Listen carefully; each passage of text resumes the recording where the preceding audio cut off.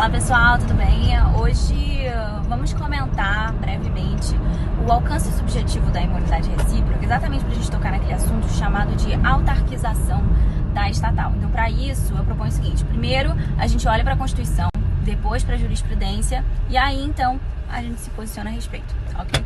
Então, lá na Constituição, o artigo 150, sabemos que concentra a disciplina das imunidades tributárias constitucionais. E a primeira elencada é aquela que se convencionou chamar de imunidade recíproca. Então, na literalidade do artigo 150, inciso 6º, a linha A, os entes políticos ficam vedados de instituir ou cobrar impostos sobre o patrimônio, renda, serviços uns dos outros. Então aqui a gente tem um primeiro recorte, uma primeira impressão a respeito do alcance subjetivo da norma imunizante, porque o caput faz referência expressa aos entes políticos exclusivamente, ou seja, à União, aos estados, ao Distrito Federal e aos municípios. Então, a princípio, parece que temos um recorte adstrito aos entes políticos que fazem, que compõem a administração pública direta. Mas o parágrafo 2º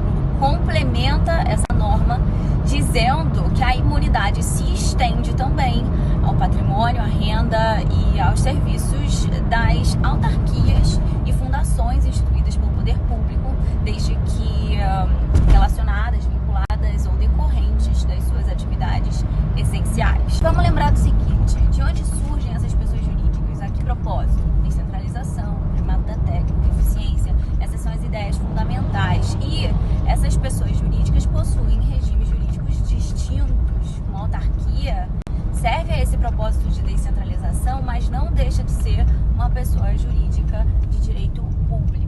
Já as estatais, sociedades de economia mista ou empresas públicas, são pessoas jurídicas de direito privado, muito embora instituídas pelo ente político, segundo finalidades constitucionais, de acordo com o artigo 173. Elas desempenham a atividade econômica, elas seguem a lógica de mercado. Então, até aqui, quando o parágrafo 2º não menciona as estatais, ele está, sim, fazendo uma adstrição subjetiva ao regime jurídico de direito público. E isso faz, inclusive, muito sentido com o parágrafo 2º do artigo 173 da Constituição, que veda a concessão às estatais de privilégios fiscais não extensíveis às demais empresas do setor privado. E aí vem o parágrafo 3º do artigo 150 e reforça essa ideia, na medida em que afasta a aplicação da imunidade para o patrimônio, renda e serviços relacionados com a exploração de atividades econômicas segundo a sistemática do direito privado. Voltando a atenção aqui ao nome do fenômeno, autarquização da estatal, a gente consegue perceber que a pretensão aqui é a conferência, o reconhecimento da sistemática de uma autarquia, pessoa jurídica de direito público, para uma empresa que originalmente foi constituída como pessoa jurídica de direito privado, ou seja, é uma construção que permite à pessoa jurídica de direito privado a fruição de benefícios originalmente pensados como coisa exclusiva de pessoas jurídicas de direito público, que no caso, né, a gente está focando sobre a imunidade tributária, mas podem ser outras prerrogativas dos entes, como a empenhorabilidade de bens, responsabilidade objetiva, regime de precatórios, etc. E aí é que entra a jurisprudência, porque é importante a gente ver como é que essa construção vem sendo endossada pelo Poder Judiciário, sob que pilares e quais limites.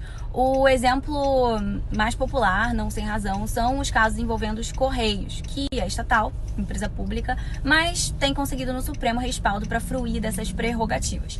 Isso porque o seu serviço de postagens é considerado serviço público e, por isso, atrai o regime jurídico de direito público, por consequências prerrogativas, inclusive a imunidade. Curioso é que nem todas as atividades da empresa são serviço público, mas todas elas fruem do benefício porque o Supremo acolheu a chamada tese do subsídio cruzado, segundo a qual essas outras atividades que não são serviço público também fruiriam do benefício porque elas viabilizam economicamente esse serviço que é considerado serviço público. Essa tese da autarquização das estatais vem sendo apreciada em diversos casos envolvendo a Infraero, Casa da Moeda, o Serpro, a Caixa, a Barra For, Metrô São Paulo, e todos esses casos, uma vez desembocando no Supremo, vem oportunizando a criação de critérios para que uma empresa, para que uma estatal legitimamente possa ser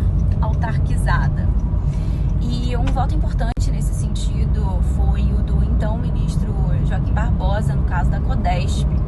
Eu recomendo a leitura da íntegra, claro, mas assim, em síntese, esses critérios são 3. Primeiro, a prestação de serviço público. Segundo, a não distribuição de lucros. E terceiro, a inexistência de regime de concorrência. Parece que simplifica e, em parte, esse esforço de esclarecimento de critérios foi importantíssimo, mas algumas perguntas ainda subsistem, como, por exemplo, qual o parâmetro para avaliar se existe concorrência ou não?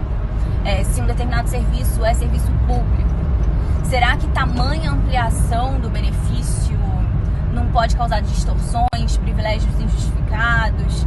A jurisprudência do Supremo tem sido coerente? Uma vez que você reconhece uma prerrogativa para uma determinada estatal, todas elas são de direito? Enfim, algumas pontas soltas. No plano teórico, eu compreendo a juridicidade da tese, mas no plano prático acho que ela cria problemas.